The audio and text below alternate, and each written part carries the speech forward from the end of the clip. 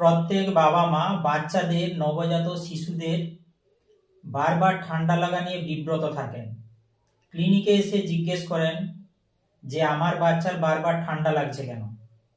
এর কারণ বলতে গেলে প্রথমেই আমি বলবো ব্রেস্ট ফিডের কথা। আপনি বাচ্চাকে ব্রেস্ট ফিড করান, যে বাচ্চারা বটল ফিড করে তাদের অনেক সহজে ঠান্ডা লাগে, সে তুলনায় কিন্তু ব্রেস্ট ফিড করা বাচ্চাদের সহজে ঠান্ডা লাগে না। বিশেষ করে প্রথম 6 মাস বাচ্চার যখন বয়স থাকে, ইনফ্যান্ট বা খুব নবজাত বাচ্চাদের ক্ষেত্রে এক্সক্লুসিভ ব্রেস্ট ফিড করান, মানে ব্রেস্ট ফিড ছাড়া জলও দেবেন না, শুধু বুকের দুধই খাবে বাচ্চা। এতে কি হবে, আস্তে আস্তে বাচ্চার কিন্তু রোগ প্রতিরোধ ক্ষমতা বা ইমিউনিটি পাওয়ার কিন্তু গ্রো করবে।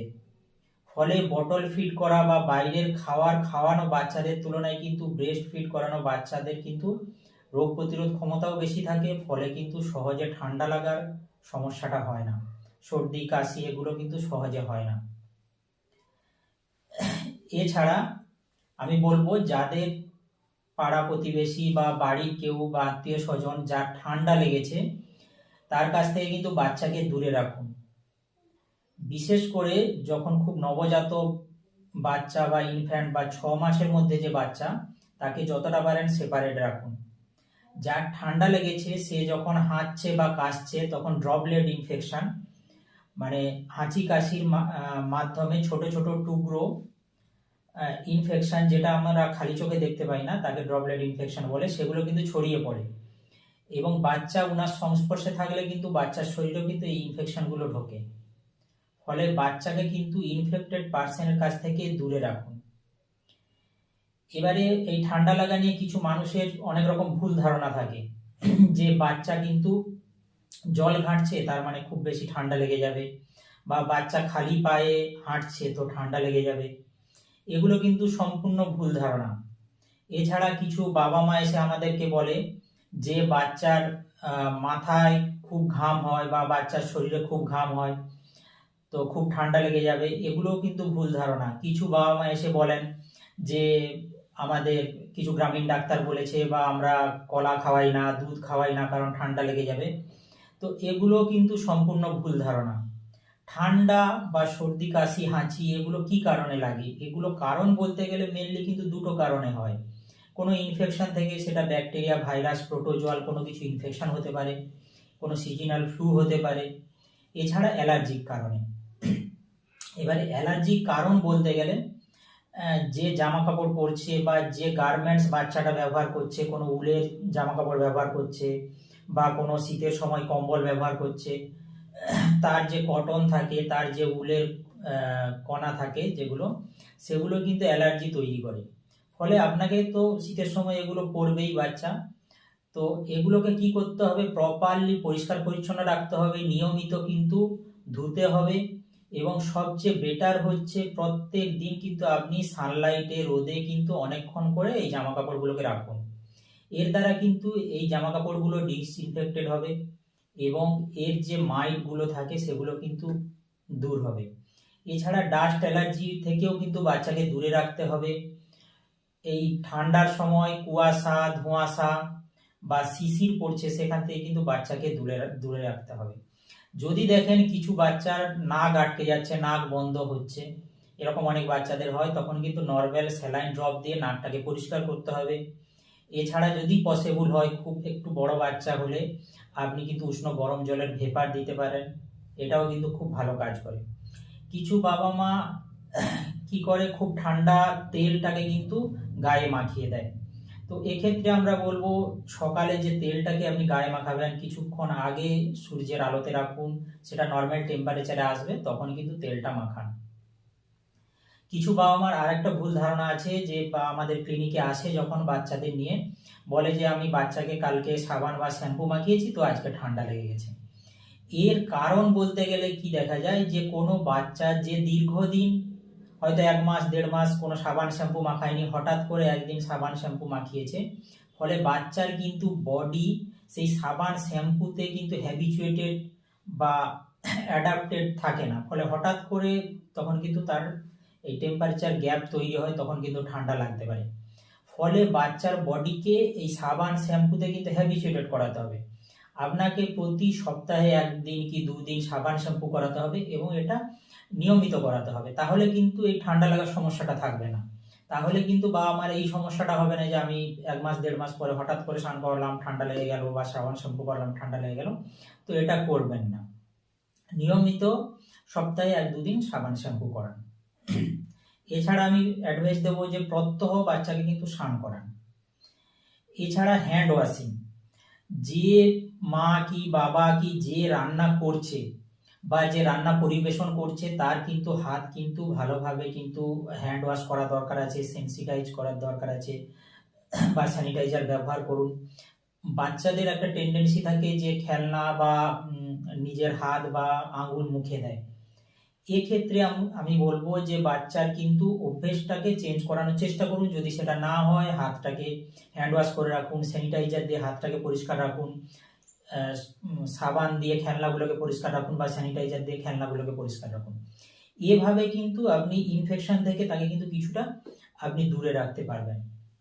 এছাড়া যে জলটায় স্নান করছে বাচ্চা, সেই জলটাকে কিন্তু ডিসইনফেক্টেড রাখতে যেরকম হবে, যে জলটা খাচ্ছে সেটাকেও ডিসইনফেক্টেড রাখতে হবে, সেগুলোকে পরিষ্কার রাখতে হবে জলগুলোকে। যদি সেটা না পসিবল হয়, আপনি জলটাকে ফুটিয়ে ঠান্ডা করে খাওয়াতে পারেন, স্নান করাতে পারেন। এছাড়া যদি পসিবল হয় জলটাকে সূর্যের আলোতে রেখে পরবর্তীকালে সেটাকে স্নান করাতে পারেন, সেটাও কিন্তু খুব ভালো হয়।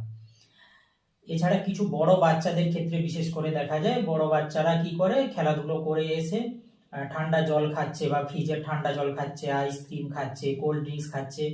তো এই ক্ষেত্রে বাবা মাদের বলবো এরকম করলে কিন্তু বাচ্চার কিন্তু থ্রোট ইনফেকশন হতে পারে, গলায় টনসিলের সমস্যা হতে পারে, ল্যারিঞ্জাইটিস, ফ্যারিঞ্জাইটিস, এই সমস্যাগুলো আসতে পারে। তো তারপরে কি ওইখান থেকে আস্তে আস্তে লাংসে ইনফেকশন আসবে। ফলে বাচ্চাকে চেষ্টা করতে হবে এই জিনিসগুলো থেকে দূরে রাখা। এছাড়া এই জিনিসগুলো অন্যরকম শারীরিক অন্য সমস্যাও তৈরি করে, তার সঙ্গে কিন্তু এই সমস্যাগুলো তৈরি করে। ফলে ফ্রিজের জল খাওয়ানো বা কোল্ড ড্রিঙ্কস, সফট ড্রিঙ্ক বা আইসক্রিম, এগুলো থেকে যতটা দূরে রাখা যায় সেটাই কিন্তু বেটার। এবারে এছাড়া কিছু বাবা মা কি করে, বাইক বা সাইকেলের সামনে বা খুব ভোরে বা রাত্রে বাচ্চাকে নিয়ে যায়। এতে কি হচ্ছে, ধোঁয়াশা, কুয়াশা বা শিশিরগুলো কিন্তু বাচ্চার নাক মুখ দিয়ে ঢোকে। এক্ষেত্রে আপনাকে চেষ্টা করতে হবে যে যতটা এটাকে অ্যাভয়েড করা যায়, খুব সকালে বা খুব রাত্রে বেরোনোটা অ্যাভয়েড করতে হবে। এছাড়া যদি পসিবল হয় ঢাকা গাড়িতে নিয়ে যান, যাতে এই কুয়াশা বা এগুলো না লাগে।